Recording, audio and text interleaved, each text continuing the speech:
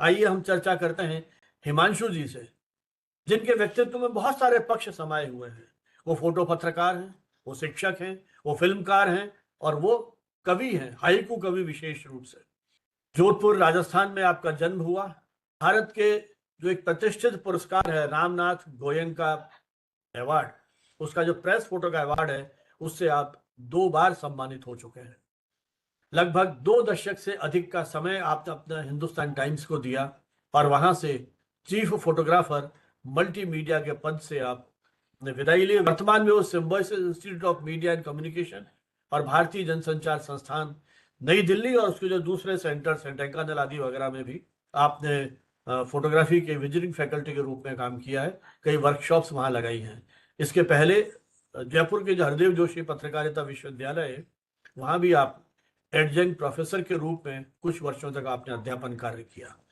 Photo पत्रकारिता के क्षेत्र में उल्लेखनीय योगदान के लिए सिटी पैलेस जयपुर ने उन्हें वर्ष 2003 में महाराजा सवाई राम सिंह द्वितीय सम्मान से सम्मानित किया।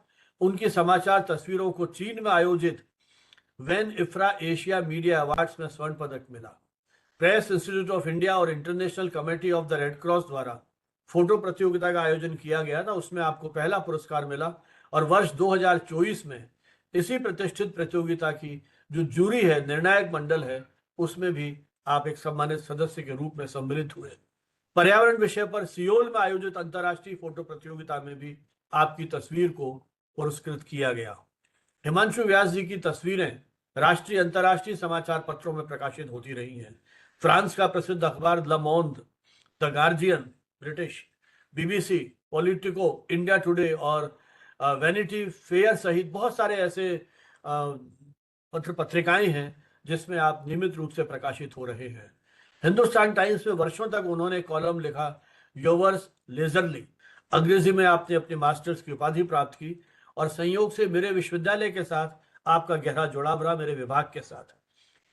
लगातार 3-4 वर्ष तक आपने विद्यार्थियों के साथ वर्कशॉप आयोजित की और उस वर्कशॉप में कुछ विद्यार्थी ट्रेंड हुए और उन्होंने राष्ट्रीय स्तर पर फोटो प्रतियोगिताओं में अपना नाम दर्ज कराया।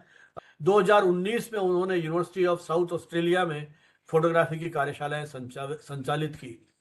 उन्होंने ग्रामीण किशोरियों को अभिव्यक्ति और सामाजिक प्रश्नों को समझने के सशक्त माध्यम के रूप में फोटो जर्नलिज्म का भी ट्रेनिंग दी है। यूनिसेफ की ग्रामीण किशोर किशोरी थिएटर प्रशिक्षण परियोजना में भी वे मेंटर रहे और इस परियोजना की जो एक मेथोडोलॉजी है, शिक्षण पद्धति है, उस पर एक पुस्तक नाटक टोली का भी आपने संपादन किया है।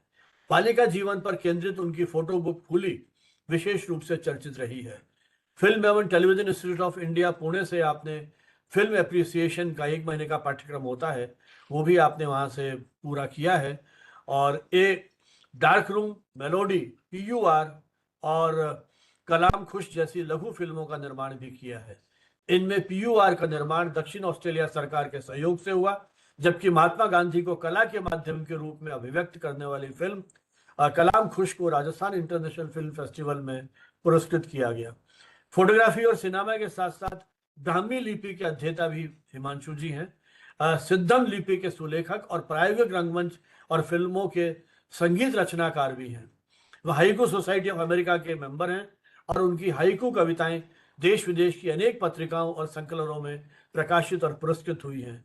एक तारा प्रकाशन से प्रकाशित उनकी जापानी शैली की हाइकू कविताओं की पुस्तक अरे का लोकार्पण विश्व पुस्तक मेले 2026 में हुआ। कहने का मतलब है हिमांशु जी का पूरा व्यक्तित्व एक बहुआयामी व्यक्तित्व है। कैमरा, कलम, सिनेमा, कविता और शिक्षण, इन सब में वो पूरी तरह से समर्पित भाव से जुटे हुए हैं।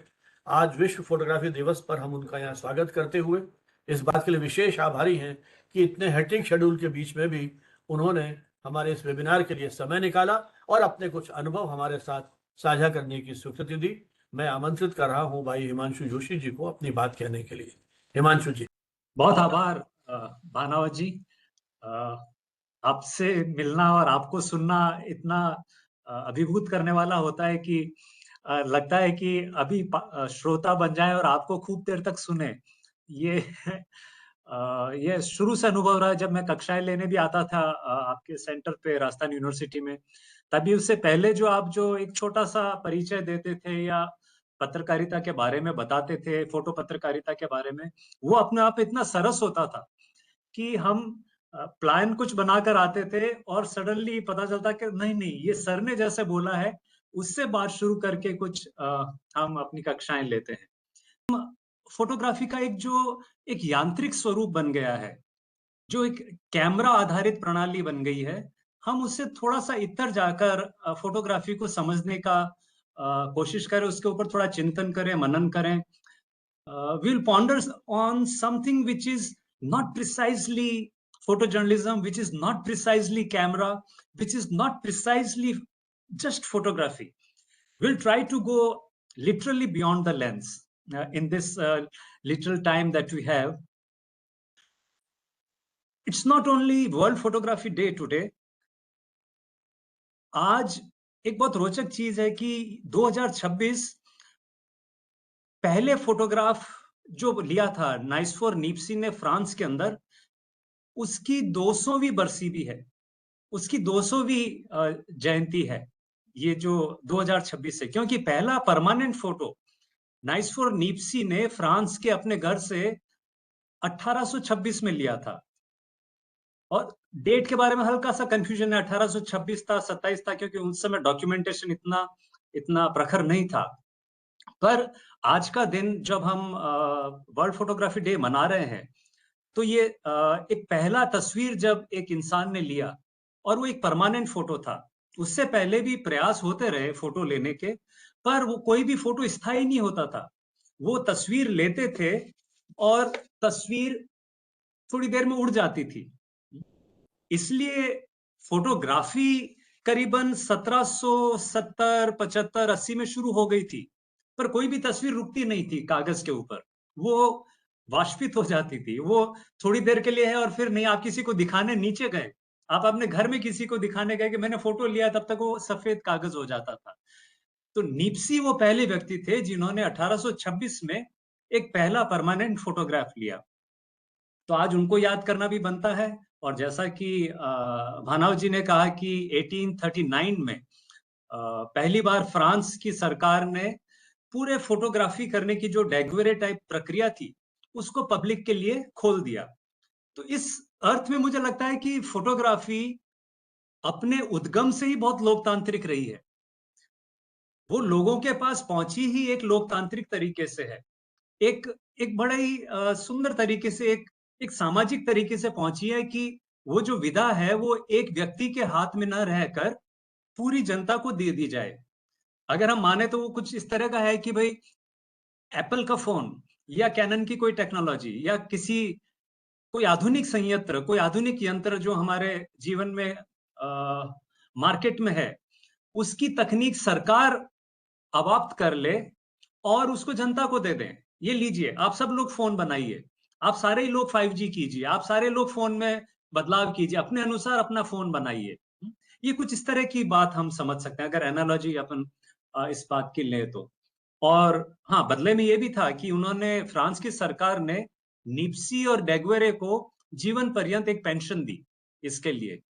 तो ऐसी भी सरकारें हो सकती हैं जो इतना दूर तक सोचे। अगर वो सरकार उस समय ये बात नहीं सोचती तो शायद आज फोटोग्राफी कुछ लोगों के हाथ में होती और एक प्राइवेट आर्ट फॉर्म की तरह चल रही होती। हम कल्पना नहीं कर सकते कि फोटोग्राफी के बिना मैं शायद ये बात आपको ना कह पाता आज, अगर फोटोग्राफी उस दिन पर सरकार ने जनता के लिए ना खोल दी होती, हम एक दूसरे को देख नहीं रहे होते।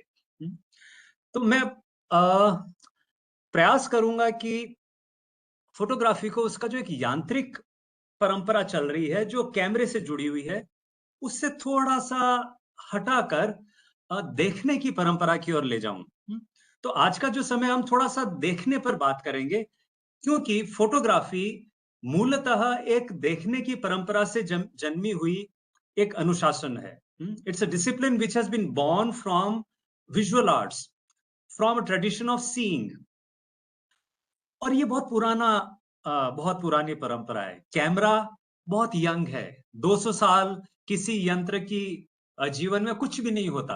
और मनुष्यता जो कि स्वयं अपने आप में लाखों बरस पुरानी है, उसमें एक 200 साल पुराने यंत्र का छोटा सा बेबी भी नहीं है। वो एक मॉलिक्यूल है, एक छोटा सा फीटस है अभी, वो ऐसा कह सकते हैं। तो हम लोग जो कुछ भी फोटोग्राफी करते हैं, वो दरअसल उस कला में अभी भी जोड़ रहा है। आप शायद शास्त्रीय संगीत में एक व्यक्ति उतना नहीं जोड़ पाए क्योंकि परंपरा बहुत पुरानी है। हम शायद चित्रकला में उतना नहीं जोड़ पाए क्योंकि परंपरा बहुत पुरानी है। हम शायद नृत्य में एक व्यक्ति को कुछ जोड़ने के लिए अद्भुत साधना करनी पड़ेगी। पर फोटोग्राफी में एक 12 साल का बच्चा भी तस्वीर लेता है तो उस परंपरा में जुड़ता है, क्योंकि ये परंपरा बहुत नई है, बहुत अबोध है। It's a nascent tradition. किंतु देखने की परंपरा वो नेसेंट नहीं है। देखना बहुत पुराना है। बियॉन्ड द लेंस इस देखने की परंपरा का विवेचन है। ये कब से है?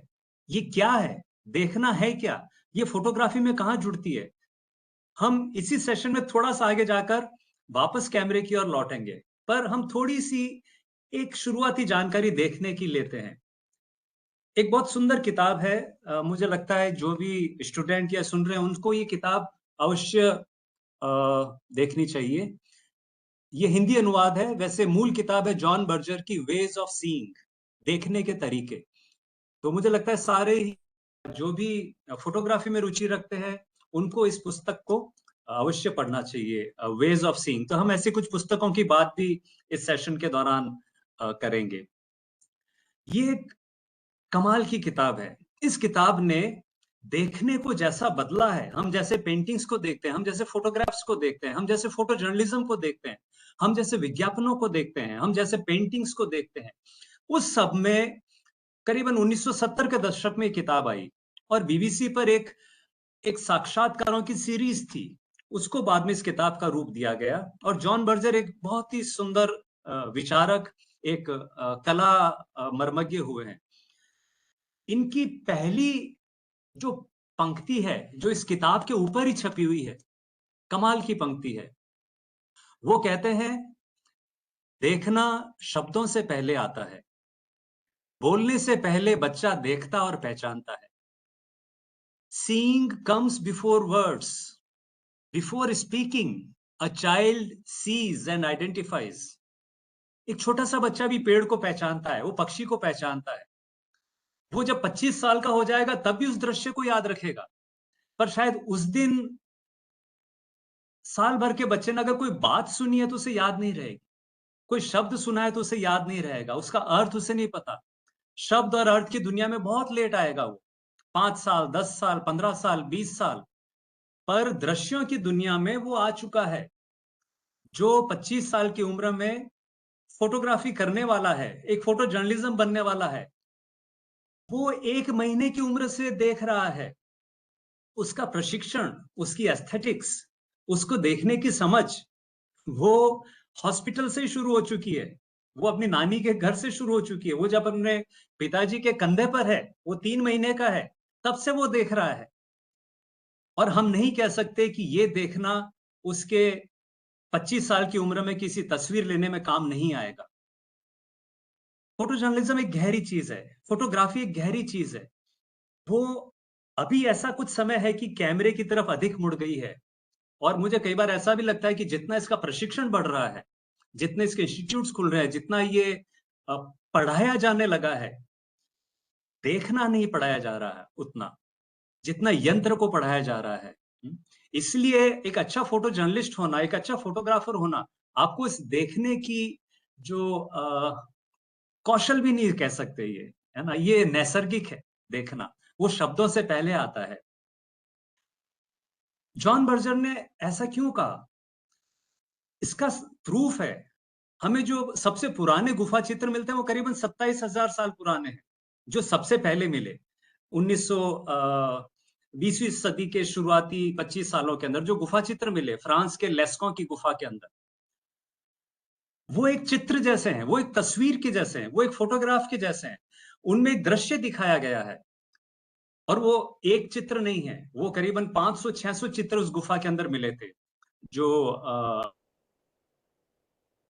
ने चित्र ढूंढे थे। और उनमें एक जो बहुत सुंदर चित्र है जो मैं अक्सर कक्षाओं में पढ़ाता हूं, जब विद्यार्थियों से बात भी करता हूं और वो चित्र दिखाता हूं, और हम फोटो जर्नलिज्म की कक्षा में करीबन 15-20 मिनट, आधा घंटा उस एक फोटो पे बिताते हैं। क्योंकि वो बहुत फोटो जर्नलिस्टिक है। केवल कैमरे से लिया हुआ दृश्य ही फोटो जर्नलिज्म नहीं होगा। कोई भी रोशनी में बना हुआ चित्र है, कोई छवि है, कोई इमेज है, वो फोटो जर्नलिस्टिक है। अगर वो घटना कम्युनिकेट कर रही है, तो फोटो जर्नलिज्म का जो बीज है वो गुफा चित्रों में मिलता है आपको। तो वो चित्र है जिसमें कुछ घोड़े दौड़ रहे हैं और एक घोड़े के ऊपर एक भाला लगा हुआ है। अद्भुत चित्र है वो जिस हम नहीं पहचान सकते 27,000 साल पहले वो किसने बनाया होगा, परंतु हमें अक्सर पढ़ाया गया है कि वो चित्र बनाने वाले लोग 27,000 साल 40,000 साल पहले लोग हंटर्स और गैदरर्स थे। वो शिकारी थे और चीजें फल फूल इकट्ठा करके जीवन यापन करते थे। हम उन 600 तस्वीरों को भूल जाते हैं जब हम उनको हंटर्स और गैदरर्स कहते हैं। वो जब चित्र सामने आए तो फ्रांस की कल्चर मिनिस्ट्री, कई सारे जो अकादमिक पेंटर्स थे, वो आश्चर्यचकित हो गए। उन्होंने कहा कि हमें तो लगता था कि मनुष्य पहले बहुत ही क्रूड पेंटिंग्स बनाता था। वो आड़ी टेढ़ी रेखाएं खींचता था और धीरे धीरे जैसे जैसे उन्नत हुआ समय के साथ उसने अच्छी चित्र बनाने शुरू किए। पर ऐसा नहीं था। मनुष्य हमेशा से बहुत सुंदर चित्र बना रहा था, पर हम उनको कलाकार के रूप में नहीं पहचानते। हम उनको एक मांसभक्षी, एक गैदरर, एक शिकारी, एक उज्जड़ की तरह पहचानते हैं। बाल बिखरे हुए, खून से सना हुआ, पसीने से भरा हुआ, दिन भर मारकाट मचा रहा है। नहीं, वो ही व्यक्ति उस चित्र का रंग लेने के लिए, जो लाल रंग होता था, 250 किलोमीटर दूर जाता था, क्योंकि वो रंग फ्रांस की उस गुफा के आसपास नहीं मिलता। बाद के परीक्षणों से पता चला कि वो 250 किलोमीटर दूर जाके मैंगनीज ऑक्साइड लेकर आता था, जिससे वो लाल रंग किया करता था। तो देखने का और दिखाने का ये जो एक एक परंपरा है, ये जो एक आनंद है, ये जो सुख है, ये कैमरे से बहुत पुराना है। ये तो 27,000 साल था, उसके बाद तो और पुरानी तस्वीर मिली और वो उनसे भी बेहतर थी। और हमारी सभ्यता विस्मित होती गई कि ये क्या चल रहा है, हमसे भी बेहतर कोई था क्या। तो पर ये चीज हमेशा से ऐसी रही है। पर ये देखिए कि गुफा चित्र भीमबेटका का भी एग्जाम्पल है। वहां के भी अपन चित्र देखते हैं तो उनमें भी अद्भुत इसी तरह की ड्राइंग्स देखने को मिलती है। एक क्षण के लिए एक अलग इमेज पर आते हैं। अशोक के शिलालेखों को लीजिए। करीबन अफगानिस्तान से, कांधार से लेकर कहाँ उड़ीसा तक और इधर दक्षिण तक, इतने बड़े भूभाग के अंदर 40 से अधिक शिलालेख उस समय में, और कमरे जितनी बड़ी बड़ी शिलाओं पर लिखे हुए, वो जो कि ब्राह्मी लिपि में लिखे हुए हैं। और भाषा दरअसल प्राकृत और उसके अंदर है, पर वो लिपि ब्राह्मी है। Imagine a huge rock of the size of a room inscribed, और हथौड़ा और छैनी से लेकर उसके ऊपर अशोक के एडिक्ट्स लिखे हुए हैं। जो बातें उनको अपनी प्रजा से कहने थी। मुझे कई बार लगता है कि वो पहले एडिटोरियल्स हैं जो अशोक के शिलालेख हैं। उनको पत्रकारिता में पढ़ाया जाना चाहिए। वो रिपोर्टर्स को भी पढ़ाए जाने चाहिए और फोटोग्राफर को भी पढ़ाना चाहिए, क्योंकि लिपि दरअसल चित्र है। क्योंकि आप जब अ देखते हैं, आप जब आ देखते हैं, आप जब ई देखते हैं, एक क्षण के लिए एक रोचक सा प्रयोग कीजिए। आप अपने मुंह से अ बोल के देखिए, क्या सामने अ की आकृति आती है? नहीं आती। वो एक ध्वनि है। तो फिर उसका जो चिन्ह है वो कहां से आया? क्या ध्वनि को फोटोग्राफ किया किसी ने कि वो कैसी दिखती है? नहीं, वो चिन्ह कल्पना है, वो एक छवि है। वो किसी ने बैठ के बनाया कि अ की छवि ये होगी। In a sense that is a image. All the alphabets are an image. हमारी सारी लिपियां, वो सारी एक छवियां हैं, वो एक इमेज है। तो मनुष्य का ये जो इमेज से नाता है, तो अगर ये इमेज नहीं होती तो टेक्स्ट भी नहीं होता, तो शब्द भी नहीं होते, तो वाक्य भी नहीं होते। अगर किसी ने इमेजिन नहीं किया होता कि भाषा दिखेगी कैसे, ये सारा कुछ जानना हमें दरअसल एक विजुअल इंसान बनाता है, जो कि एक फोटो जर्नलिस्ट होने के लिए ज़रूरी है। मैं नहीं कहता कि ये जाने बिना फोटो जर्नलिज़्म नहीं हो सकता या फोटोग्राफी नहीं हो सकती, होती है। ज़रूरी नहीं है कि सबको ये ज्ञान ही हो, परंतु ये जानना एक सौंदर्य पैदा करता है। एक एक तरह का एक विस्मय पैदा करता है आपके अंदर कि अच्छा, ऐसे उद्गम हुआ है क्या? कैमरा बहुत लेट आया, पर छवियाँ बहुत पहले थी। इमेजेस हमेशा से रही हैं और अ, एक एक छोटी-सी कथा लेते हैं अपन, एक साहित्यिक कथा लेते हैं, जिसमें हम ऐसा देखने का प्रयास करेंगे इसी बात को कि कैसे हम छवियों से घिरे हुए हैं। एक बहुत सुंदर कथा आती है एक उपन्यास के अंदर। सर उससे अवश्य परिचित होंगे, अनाम दास का पोथा। हजारी प्रसाद द्विवेदी जी का उपन्यास है अनाम दास का पोथा और बहुत अद्भुत उपन्यास है। मेरा जीवन एक दृष्टि खुली उस उपन्यास को पढ़ के। उसमें एक कथा आती है, दरअसल वो एक तरुण तपस्वी रैक्व की कथा है और वो एक राजकुमारी है जाबाला, उससे मिलता है, जो राजा जानश्रुति की कन्या है। रैक्व युवा हैं, शायद 20-21 बरस के होंगे और उनकी माता का देहांत हो गया है बचपन में ही और वो अपने पिता के आश्रम में पले-बढ़े हैं किसी अरण्य के अंदर और पिताजी उनकी शिक्षा-दीक्षा चलती थी, विद्यार्थी थे आश्रम के अंदर और रैक्व अपनी ध्यान साधना के लिए जंगलों में घूमते रहते थे, कभी पर्वत के किनारे, कभी नदी के किनारे, पर्वत के नीचे। उन्होंने कभी स्त्री नहीं देखी थी। He had never seen a woman in his life. एक बार उनके पिता का भी देहांत हो जाता है, आश्रम उजड़ जाता है और रैक्व जंगल में भटकने लगते हैं।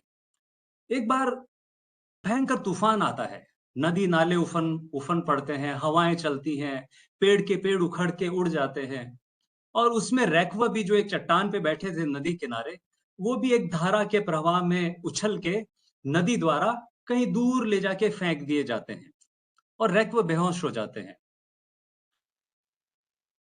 उनकी आंख खुलती है और वो एक नगर का रास्ता होता है, किसी नगर में जाने का रास्ता होता है। वहां देखते हैं कि एक रथ टूटा हुआ पड़ा है, रथ के पहिए टूटे हुए पड़े हैं। कुछ दूर आगे कुछ घोड़े मरे हुए पड़े थे और एक कोचवान था, वो भी प्राण गंवा चुका था। तो रैक्व इधर-उधर देखते हुए आगे जाते हैं और उनको एक बहुत ही अद्वितीय प्राणी दिखता है। रैक्व को लगता है ये कोई देवलोक का प्राणी है, ये कोई धरती का व्यक्ति नहीं है। तो वो उसको पास में जाते हैं, वो बेहोश होता है।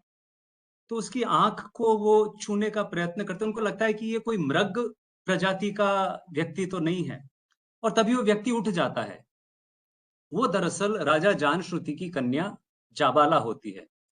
वो ठिठक के पीछे होती है और रैक्व को देखती है और समझ जाती है कि ये कोई तपस्वी है। वो कहती है कि तरुण तापस, क्या आपको भान नहीं कि किसी स्त्री के ऐसे नज़दीक नहीं आना चाहिए। अब उन्होंने कभी भी देखा नहीं है स्त्री को। तो वो कहता है, क्या आप देवलोक से हैं? उनको पूछता है रैक्व। जाबाला भी बड़ी समझदार होती है, विदुषी होती है। वो समझ जाती है कि ये अबोध है। इनको पता नहीं है कि मैं कौन हूँ। तो वो उनको समझाने के लिए एक बहुत सुंदर तरीका काम में लेती है। वो पूछती है, क्या आपने व्याकरण पढ़ी है? वो कहते हैं हाँ। क्या आपने उसमें स्त्री पद पढ़ा है? वो कहते हैं हाँ पढ़ा है, पुरुष पद, स्त्री पद। मैं उस स्त्री पद का अर्थ हूं। I am the meaning of that word which you have read. और रैक्व तुरंत पहचान जाते हैं। उनको जो अभी तक शब्दों की ही जानकारी थी कि अच्छा ये स्त्री पद होता है, ये पुरुष पद होता है, ये शब्द है। शब्द शाब्दिक जानकारी को जाबाला ने सडनली एक मीनिंग दे दिया, एक प्रत्यक्ष मीनिंग दे दिया। ये जो दृश्य उन्होंने देखा, ये एक ये एक फोटोग्राफर के लिए एक आवश्यक है कि वो विश्व को या पदार्थों को, ऑब्जेक्ट्स को एक कुछ शब्दों के मीनिंग की तरह देखे, वो कुछ भावनाओं के अर्थ के पदार्थ की तरह देखे। ये फोटोग्राफर के लिए समझना बहुत आवश्यक है। यहाँ मैं आना चाहूँगा कि ये जो दृश्य कम्युनिकेट करने की कला है, जो हम एक फोटोग्राफर को आना चाहिए, इसमें 2 चीज़ें अक्सर आ जाती हैं। हमने अभी तक जो पेंटिंग के उदाहरण लिए, उसमें कम्युनिकेशन आता है, हम किसी दृश्य को देख के समझ जाते हैं। मैं एक बार शेयर करके आपको दिखा भी सकते हैं कि ये देखिए, ये वो तस्वीर है जो प्रियंका जी दिख रहा है ना तस्वीर? जी, हाँ। ये लेस्कों गुफा की वो तस्वीर है, जो 27,000 साल पहले बनी हुई है। एक शिकार की तस्वीर है।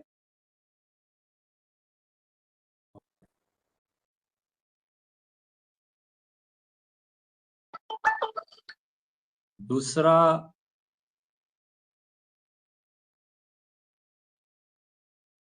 और ये वो तस्वीर है जो नीप्सी ने अपनी छत से 200 साल पहले ली थी।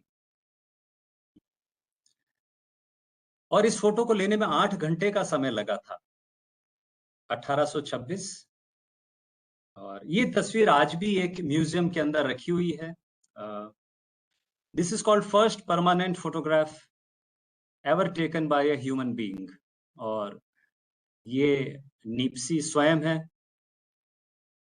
मजे की बात है कि उनका स्वयं का जो फोटो है वो उनकी प्रक्रिया से नहीं लिया हुआ, वो डेगवेरे टाइप है। डेगवेरे की प्रक्रिया से लिया हुआ ये उनका तस्वीर है। और ये डेगवेरे हैं जिनकी प्रक्रिया को फ्रांस सरकार ने 1839 में अपनाकर विश्व के लिए खोल दिया था। तो डेगवेरे और नीप्सी का संयुक्त वो प्रयास था। एक और व्यक्ति जिनका फोटो हमें देखना चाहिए, वो है सर जॉन हर्शल, जिन्होंने फोटोग्राफी शब्द हमको दिया। ये एक पॉलीमैथ थे, भाषाविद थे, एस्ट्रोलॉजर थे, वैज्ञानिक थे। और ये भी एक डेगवेरे टाइप है। और इनके पोर्ट्रेट को देखने से लगता है कि कैसा ओजस्वी व्यक्तित्व ये रहा होगा। और मैंने एक बात की थी जो लिपि की, वो भी देखते हैं हम, जो शिलालेख हैं। तो मुझे लगता है एक फोटोग्राफी के विद्यार्थी को इन सब चीजों से भी परिचय कराना चाहिए। जो भी फोटोग्राफी पढ़ता है उसको एक इसका जो समृद्ध विजुअल हिस्ट्री रही है उससे परिचित होना एक उसमें गहराई लाता है और एक उसमें एक गंभीरता भी लाता है। एक और फोटो मैं दिखाना चाहता हूं कि कैसे जो लोग बहुत ही कम संसाधनों के साथ काम कर रहे थे, उन्होंने क्या-क्या काम किया। ये एक एडवर्ड मुएब्रिज करके व्यक्ति थे जिन्होंने 1877 में ये ये तस्वीरें बहुत महत्वपूर्ण है, क्योंकि ये पहली तस्वीर है जहां से फोटोग्राफी का सत्य से संबंध शुरू हुआ। ये वो तस्वीर है जब पहली बार मनुष्य ने सोचा कि a photograph can be a means to determine a fact. और फैक्ट उनको जो पता लगाना था, मुएब्रिज को लगा कि मैं बताता हूं कि जब घोड़ा दौड़ता है तो किसी भी क्षण क्या उसके चारों पांव हवा में होते हैं क्या? फोटोग्राफी के आविष्कार से पहले कोई कुछ भी कह दे, भले ही घोड़ा स्वयं कह दे, अगर उसको आ जाए कि मेरे पांव रहते हैं, पर अगर वो तस्वीर में रुक के दिखा नहीं पाएगा घोड़ा, हवा में रुक के, कैसे रुकेगा? हवा में कौन रोक सकता है चीज को? वो एक कैमरा रोक सकता है। मुएब्रिज ने पहली बार 12 तस्वीरों की एक श्रृंखला खींची और दिखा दिया कि हाँ, घोड़ा जब दौड़ता है तो एक क्षण ऐसा आता है जब उसके चारों पांव, चारों खुर हवा के अंदर होते हैं। ये वो तस्वीर है जो आप मध्य में देख रहे हैं। और ये वो तस्वीर है जहां से फोटोग्राफी का सत्य से रिश्ता भी शुरू होता है। जब फोटोग्राफ को एक एविडेंस की तरह काम में लेना शुरू किया, ये तो केवल 12 तस्वीरें थी जिससे उन्होंने एक प्रूफ दिया, परंतु यही तस्वीरें आगे जाके सिनेमा के आविष्कार का स्रोत बनी। वो कैसे? इन्हीं तस्वीरों को जब मुए ब्रिज ने एक साथ चलाया और हमें सिनेमा मिल गया। यहां से सिनेमा का बीज पड़ता है। फोटोग्राफी धीरे धीरे चलती चलती सिनेमा के अंदर पहुंच गई। जिस प्रकार गुफा चित्र धीरे धीरे चलते हुए फोटोग्राफी में पहुंचे, उसी तरह फोटोग्राफी धीरे धीरे चलती हुई सिनेमा में पहुंच गई। तो आज हम जो हिल रहे हैं, बोल रहे हैं, आपसे बात कर रहे हैं, पिक्चर्स देख रहे हैं, नेटफ्लिक्स देख रहे हैं, टीवी पर इमेजेस आ रही है, वो शुरुआत यहां से हुई है। और एक फोटो मैं आपको दिखाना चाहूंगा उस व्यक्ति की जिसने कैमरे का आकार छोटा किया। पहले जो फोटोग्राफी होती थी वो करीब करीब ऐसे बड़े बड़े कैमरों से होती थी। ये मेरे पास एक याशिका का ट्विन लेंस रिफ्लेक्स कैमरा है जिसमें एक लेंस इधर है और दो लेंसेज हैं। इतना बड़ा कैमरा है और इसको यहां से खोल के इधर से देखा जाएगा इमेजेस को। और ये बड़े धीमे कैमरे होते थे। आप फोकस इधर करते हैं, इमेज इधर चलती है, उल्टा चलना पड़ता था आपको। सारी ऐतिहासिक तस्वीरें ऐसे कैमरों से ली गई है, भले वो महात्मा गांधी की हो, भले वो हिटलर की हो, भले वो टैगोर की हो, भले वो कोई विश्व युद्ध की तस्वीरें हो, वो इस प्रकार के कैमरों से ली गई है।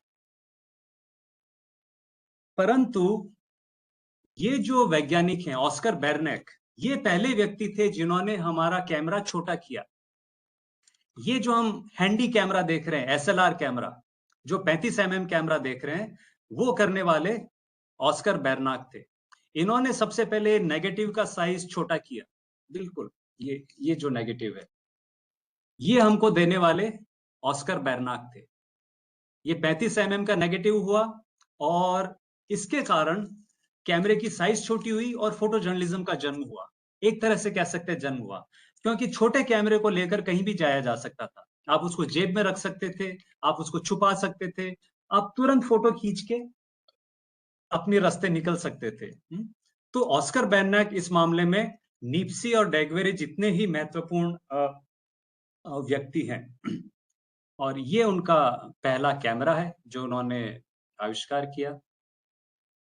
और ये वो 35 mm की फिल्म है जिसके कारण आज हम इतनी जल्दी फिल्म फोटोग्राफी कर सकते हैं।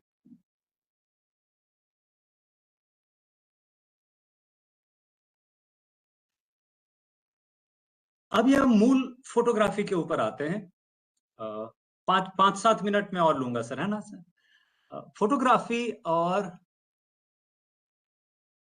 जो दूसरे विजुअल मीडियम्स हैं उनमें एक मुख्य फर्क है, वो है इंफॉर्मेशन और कम्युनिकेशन का भेद।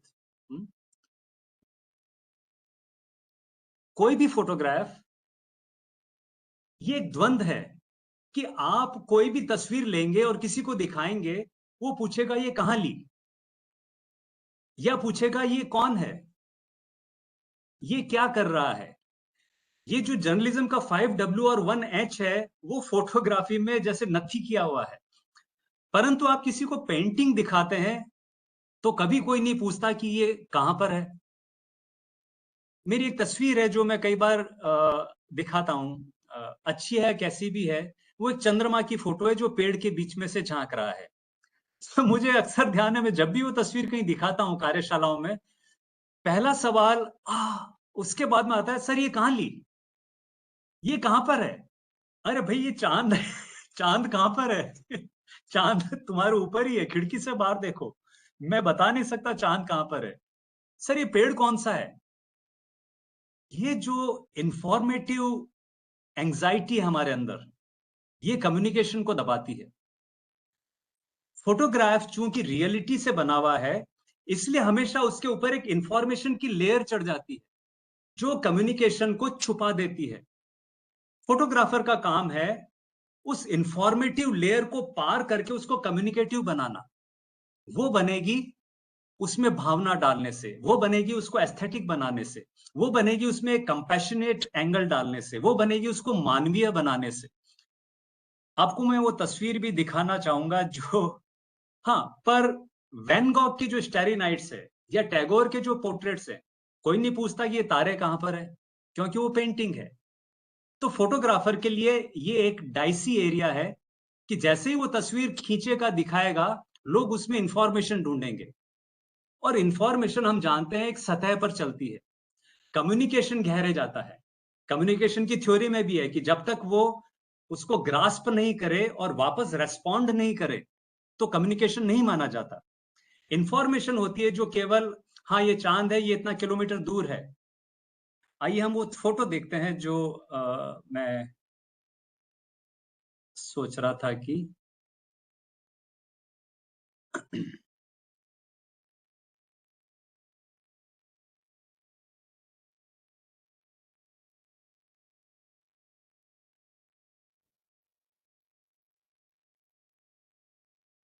हाँ, ये इंफॉर्मेशन, ये वाला वो फोटो है। फोटो दिख रहा है स्क्रीन पे? हाँ, इस तस्वीर को देखते अक्सर पूछते हैं ये चांद कहाँ था। अब ये चांद कहां पर है, ये जानकारी इस फोटो का मूल तत्व नहीं है। ये फोटो कुछ और कम्युनिकेट करना चाह रहा है। परंतु हम अमृता शेरगिल की थ्री गर्ल्स देखते हैं तो हम नहीं पूछते कि ये लड़कियां कौन है। एक और तस्वीर आपको देखते हैं। हाँ, ये वैन गॉग की स्टारी है। इसमें कभी कोई नहीं पूछता कि ये तारे कहां पर हैं। ये एक फोटोग्राफर को समझना जरूरी है कि क्यों वो बहुत अच्छी फोटो खींचता है पर वो लोगों को अच्छी नहीं लगती, क्योंकि उसमें जानकारियां ही जानकारियां हैं। उसके अंदर भावनाओं का रक्त नहीं बह रहा है उसकी धमनियों के अंदर। इसलिए वो तो ये जो इंफॉर्मेशन और कम्युनिकेशन का एक द्वंद है, ये फोटोग्राफर को पहचानना जरूरी है। ये जो सूचना का अतिक्रमण है और कम्युनिकेशन बनाना, ये एक फोटोग्राफर को पावरफुल कम्युनिकेशन का टूल बनाता है। अभी मैं एक क्योंकि समय अपने पास इतना ही है, मैं एक वो भूमिका बनाना जरूरी समझता था कि ये जो एक अवसर मिला है और ये चूंकि यूट्यूब पर भी रहेगा, तो मैं वो बातें कह पाऊं जो अक्सर कक्षाओं में या क्लासरूम्स में, वर्कशॉप्स में नहीं बात होती। पर फोटोग्राफी की परंपरा बनाने के लिए उनका एक जगह पर रिकॉर्ड हो जाना आवश्यक है।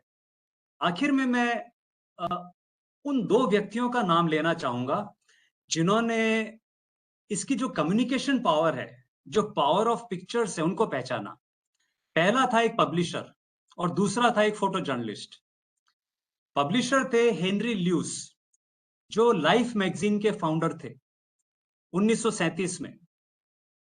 उन्होंने, वो क्या करते थे कि पूरे विश्व से सप्ताह भर की फोटोज मंगाते थे और अपने कॉपी एडिटर्स को, डिजाइनर्स को दिखाते थे और कहते थे कि देखो, हम इन तस्वीरों से एक मैगजीन बना सकते हैं।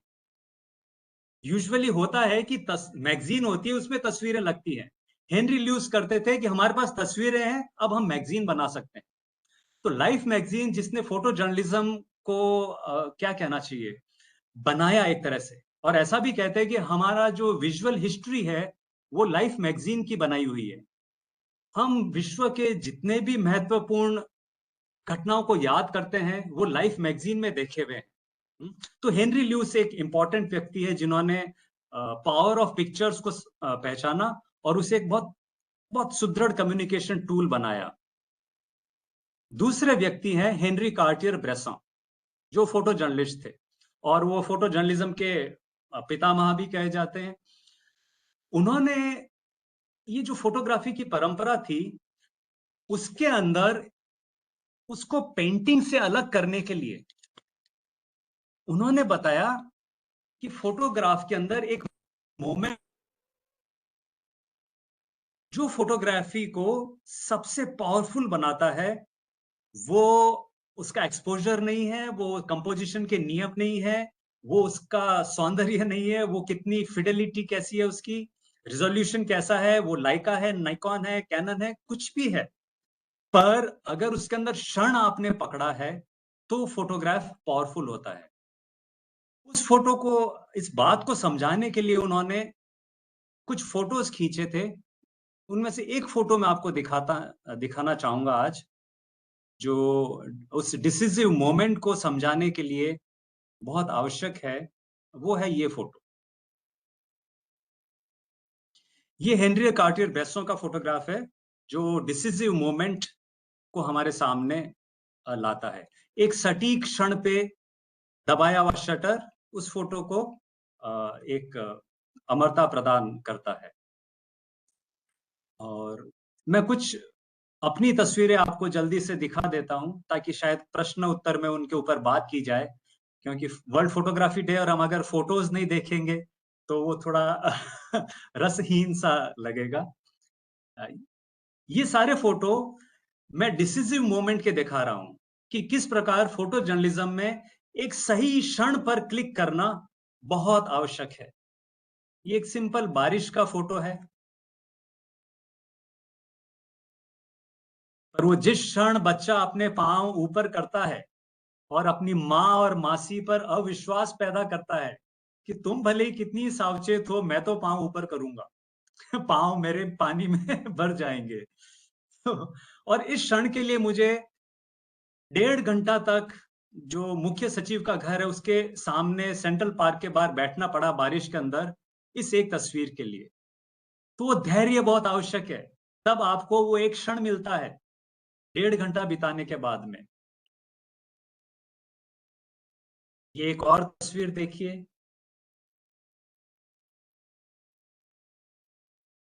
ये तस्वीर एक समाजशास्त्रीय अध्ययन है समाज का। इस तस्वीर के ऊपर 3 दिन तक एक कार्यशाला हो सकती है। इसमें जो दिख रहा है, घड़ी पहने हुई औरतें एक पब्लिक प्लेस पर, और सबके सब घूंघट निकाले हुए, और एक आदमी जो मस्त होके बीड़ी के धुएं छोड़ रहा है उनके सामने, और वो अपना घूंघट ढकना पड़ रहा है कि धुआं पता नहीं क्या धुएं के कारण है, किस कारण से। पर ये तस्वीर मैंने टोंक में ली थी, निवाई में। और जब मैं दरअसल एक नृत्य खींच रहा था, एक मेला चल रहा था, लोक गांव का मेला, और मैंने देखा कि ये धुएं के छल्ले छोड़े जा रहे हैं। मैं काफी दूर था, तो मुझे लगा इसका फोटो लेना चाहिए। तो मेरी पहली नजर गई कि बीड़ी कितनी बची है, क्योंकि अगर मुझे और ऐसा फोटो लेना है तो उसके पास और बीड़ी बची हुई होगी तो ही मैं फोटो ले पाऊंगा।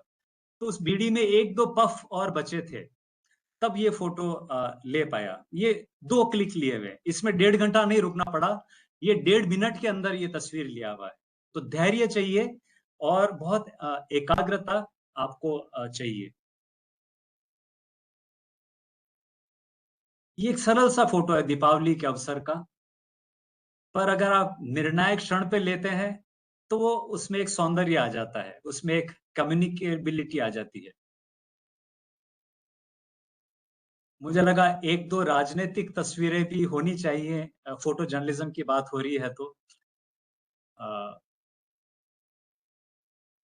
इस फोटो में जो दिख रहा है वो रिपोर्टर कभी भी लिख नहीं पाएगा, वो एडिटर कभी भी कह नहीं पाएगा, क्योंकि लिखने और छापने के कुछ भी दुष्परिणाम हो सकते हैं अगर लिखा जाए।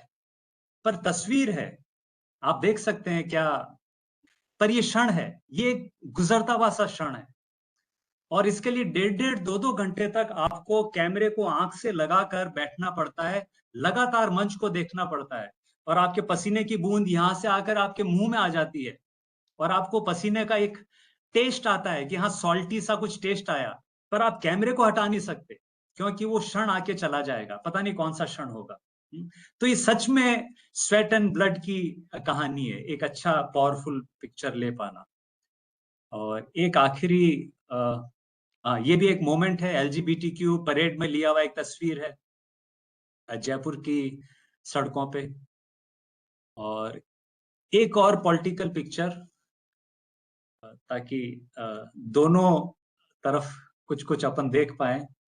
एक जो इन दोनों सज्जनों को पहचानते हैं और उस समय क्या राजनीति चल रही थी, वो इस तस्वीर का मर्म समझ सकते हैं कि ये जो एक छोटा-सा झाँकने का क्षण है वो क्या कह रहा है। एक मुझे लगा जो पुरस्कृत पिक्चर है वो भी दिखानी चाहिए कि क्षण कितना महत्वपूर्ण है कम्युनिकेशन को पावरफुल बनाने के लिए। एक क्षण पहले और एक क्षण बाद और इस तस्वीर का कोई मोल नहीं था। वहीं पर उसी तत्क्षण instantly if you can click, for that you need that constant awareness, constant seeing, आपका ध्यान भटकना नहीं चाहिए। तो कैमरा और उसकी जानकारी इतनी आवश्यक नहीं है। आपका एकाग्रचित रहना ज़रूरी है। आपका संसार में एक इंटरेस्ट रहना ज़रूरी है। आपका इस बंदर के बच्चे में रुचि होनी चाहिए। आप में करुणा होनी चाहिए, अरे यार ये क्या होगा? ये माँ इसको कैसे बचाएगी? आपके हृदय में कुछ होना चाहिए, स्फुरण होना चाहिए। There should be some tingling in you when you look at the world. तब आप उस फोटो को कम्युनिकेटिव बना पाएंगे।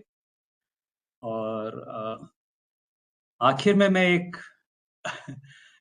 देखने से बात शुरू की थी, पर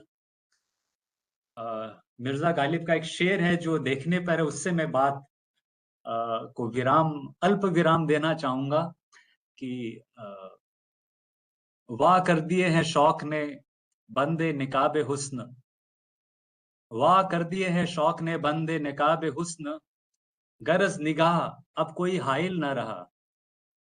कि मेरी जो इच्छाएं हैं उसने ब्यूटी पर से सारे पर्दे हटा दिए हैं। मेरे शौक ने सौंदर्य पर से सारे पर्दे हटा दिए हैं। अब एकमात्र जो बाधा रह गई है वो मेरी दृष्टि है। मैं जो देख रहा हूं सुंदरता को, संसार को, वो भी एक बाधा है। तो फोटोग्राफर शायद इस बाधा को भी पार कर पाए कभी। इस बात के साथ सर आपके लिए वापस। जी बहुत बहुत आभार हिमांशु जी, आपका पूरा व्याख्यान मैं तो कहूँगा कि बहुत ही अद्भुत और धारा प्रवाह तरीके से आपने उस फोटोग्राफी की जो पूरी परंपरा है उसकी यात्रा हमें कराई।